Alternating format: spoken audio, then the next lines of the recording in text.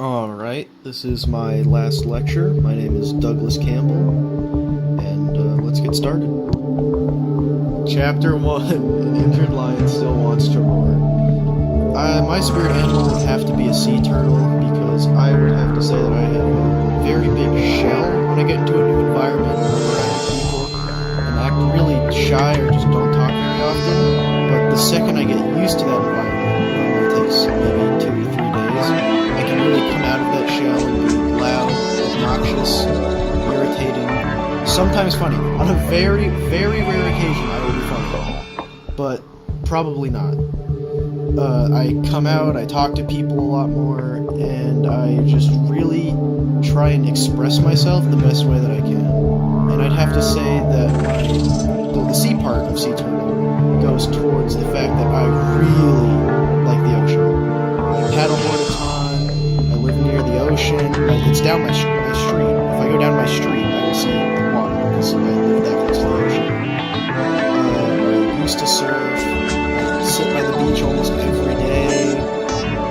A lot of stuff I do involves water.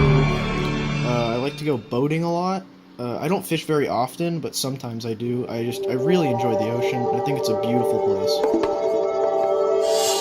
Chapter 3. Never made it into the NFL. Well, when I was a kid, I did a lot of sports. As weird as that sounds, I know I don't do any sports. Well, martial arts is a sport, but that's an argument. That's a whole separate argument I could go on for hours about. I did a lot of sports. Soccer, when I was like 4 to 6, I did a lot of soccer. Then like 6 to 10, maybe even 12, I did Little League Baseball, but I had to quit, not because I was bad at it, I was surprisingly good at it. It's just I cannot stand the toxicity of parent coaches. And if anyone here has done Little League or anything where the parents are coaches, and you see their kid doing terribly, and then they praise them the whole time, and they never give them any real advice, they're never going to grow or get better as a player. And they'll argue with each other, and all the parents will hate each other or be passive-aggressive in front of the kids. And it's not a good environment for children. But I really did like and wanted to get into sports, but I really feel like the Little League profession of coaching has just ruined it for me. I can't look at sports anymore because it just seems so competitive or toxic as a community. Just people yelling at each other, trying to get better, steroids. It doesn't look like a fun place to be anymore, and that's why I feel like I'll just never make it there. I want to do it. I would love to be a sporty person or do sports, but nowadays you look at all the competition mainly, and is that fun? Is it fun anymore? Chapter 4.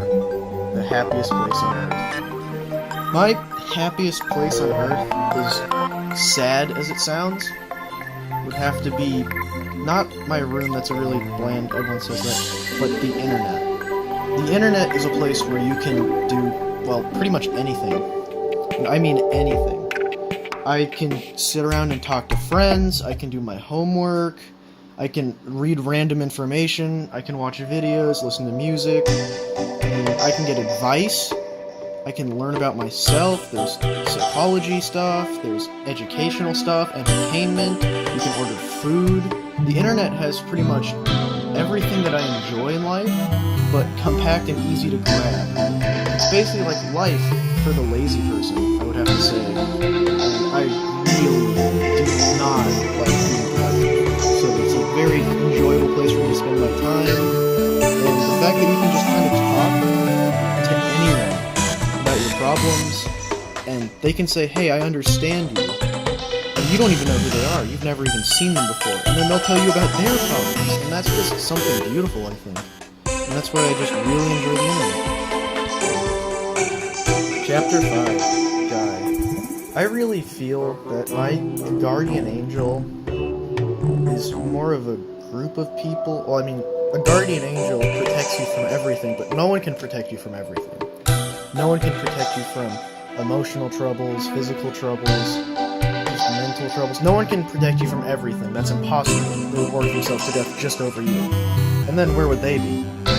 But I feel like a lot of people, especially with my education, My mom really helps me out by forcing me to study a lot. She forces me to do all my work, I go to tutoring, and she really just protects me and makes sure that I have a very foreseeable future with a good education, and I just really appreciate that. And for physical, my friend Aaron really helps me out a lot, because I quit, or not quit, but I stopped doing Taekwondo a few years back because I didn't have the time for it anymore. And now I do have the time, and I'm just lazy, and Aaron basically forced me to go to Hapkido one time, which is a different type of martial art, and I just really enjoyed it, and it was a really good workout, and I'm back on track to being somewhat healthy. I still eat 4 Hot Pockets a day. That is not healthy at all, I know. Incredibly unhealthy. But, I mean, at least I'm doing something to help myself, and the fact that I'm trying, I may not be that good at it, but at least I'm trying, and I just really appreciate that. Chapter 6, Recovering Jerk. Okay, this would go on for hours if I talked about every example. Anyone who knows me knows I can be, well, just to be frank, a complete asshole sometimes. I don't realize that I'm doing it, and the literal second after I do it, I'll say, oh my god, why did I do that? And I'll feel terrible, and I won't know how to apologize for it. It's a really bad habit of mine I've been trying to work on, but one of the worst instances, I would have to say, well, not the worst, but one of the really bad instances would have to be when me and a good friend got into an argument, and I was very, very clearly wrong, and he had evidence to support his side of the story, and I just kind of got upset and called him a bad name and left, and he wasn't very happy with me the next day, and I had to work really hard to apologize for it, and we eventually made up. But it's just, you don't want to be a jerk to your friends. That's not cool. And I just really think that we can all learn. I mean, we're always going to have that one side of us, you know? You can't not be a jerk at all times. You know, everyone has to be a jerk at least once. And we keep doing it, and we keep doing it, but every time we do it, all we can do is to learn something from that. Chapter 7, Dream Big. Well, I mean, my dream is way too big. It's possible, it's just way too big. My stepmom works for this network marketing company called Isogenics, where if you put in the effort, you can make a lot of money. And I mean a lot of money.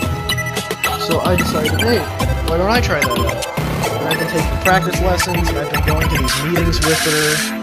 There was one time, I forget where we drove, LA, and we had this big conference that I was a part of. I got to sit in the back and take notes, and I'm really looking forward to it, and at estimated growth, I will be, if I go to college, straight out of 18, out of high school, get done, business school, I'll be 22, and I work for 6 years or so, I'll be a millionaire by the age of 28, and that is a pretty big goal. Pretty big dream. It's going to be hard to reach, but with a lot of effort and the connections that I have, I really feel like I can do it, and you know, I'm just going to shoot for the stars. Chapter 8, Never Give Up. You should, well, as the chapter suggests, never give up on something unless it's actually impossible. So a good example of that would be like trying to become fit without any effort. That's not possible. You have to exercise in some form of effort if you want something to happen. But if something you see is possible but difficult, you shouldn't give up on it. You really shouldn't. Like Hapkido for me would be a very good example of something that I struggled with when I first started, because I mean, the exercise is pretty intense over there, and I hadn't exercised. Well, I haven't intensely exercised in a really long time. And the first time I went, halfway through, I threw up. I just went straight to the bathroom for a while. But you know what I did after I threw up? It was disgusting. But afterwards, I got up, I washed my face, and I went back out there, and I finished the lesson. And that, I don't know, I feel like that was a really big accomplishment for me, because I know me, from like a year ago, would have just given up straight there. He would have thrown up, he would have gone home, he would have never done Hapkido again. But a few months later, I'm a blue belt, still working at it, not going to give up till I get that black belt. Well, that's not giving up, that's accomplishment. And really, you can't give up. It's a dream. It's possible. It's gonna hurt. There's gonna be sweat. There's gonna be blood. You're gonna cry. You're gonna cry over stuff. You're gonna bleed over stuff. You're gonna work so hard. You're gonna lose sleep. You're gonna practice. You're gonna practice. You're gonna practice. It's possible. You can do it. Anyone can do anything they want to, as long as they put their mind to it.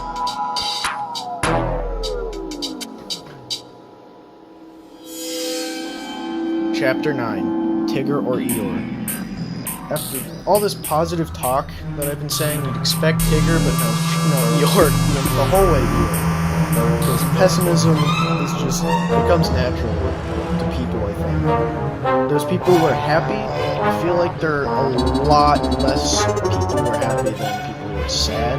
Not sad, just have lower expectations of people.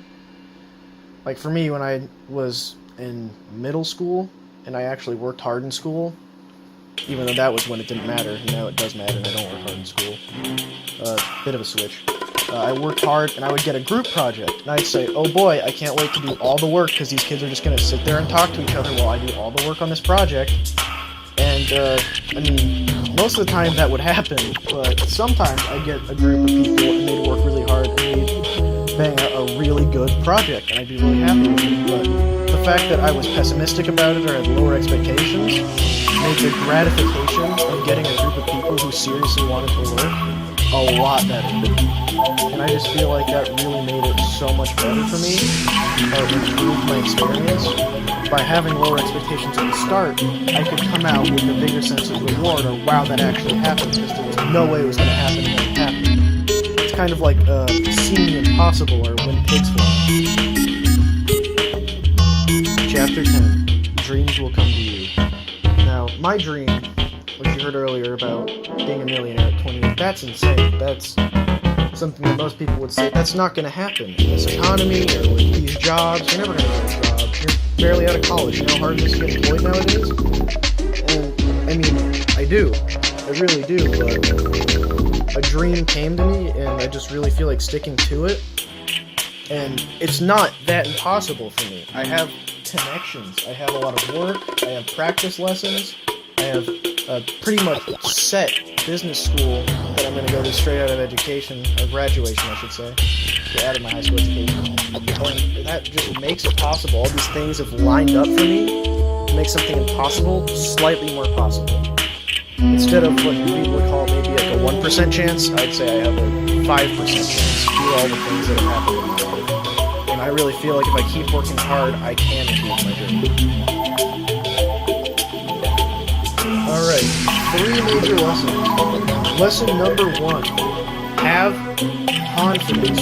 Confidence is everything. I will tell you that now because it really is. If you walk into a job, or a job interview, and you don't look very confident, and you just look kind of like, I'm not going to get this job, that's not going to work. They're going to say, look at this guy, he looks pathetic. He's absolutely pathetic. Why would we hire him? But if you walk into that job and you say, hey, I'm ready to get this job, here's my resume, interview, and you sound so confident that you're going to get this job, they'll say, wow, that guy looks like he's a hard worker, he seems really confident in himself, and if he's confident in himself, he probably has the skills to back that up, and you're more likely to get that job. Second really big lesson, trust in your friends and family. Trust is huge. You need trust to get anywhere. You don't have to trust your coworkers that you don't get along with because, they might not get that paper in on time or they might not get that part of their group project done. But you have to trust your friends and family. Because if you don't trust your friends, they're not your friends. They're just people you pretend to hang out with. If you can honestly put your faith in someone and say, ask them to do something really impossible and they say they will, they'll do it because they're your friends. Same goes for family. And my third lesson would have to be that you just really have to work for whatever you want. Work hard. Work hard. Being lazy and not doing anything will get you nowhere. It will never get you anywhere. Which is why you just have to go, and push and push and push until you get what you want. You see someone, like let's say it's Black Friday, some lady's walking away with the last NutriBullet blender that you wanted that's half off. You gonna let her walk away, or are you gonna run up to her and say, hey, and you're gonna grab that out of her, and you're gonna have a fight with some 57-year-old mom who's single in some rundown apartment trying to buy a NutriBullet? Yes, you are, because you want that. You want that blender, because you deserve it. And that's why you have to work for it. This has been my last lecture. Thank you so much for listening.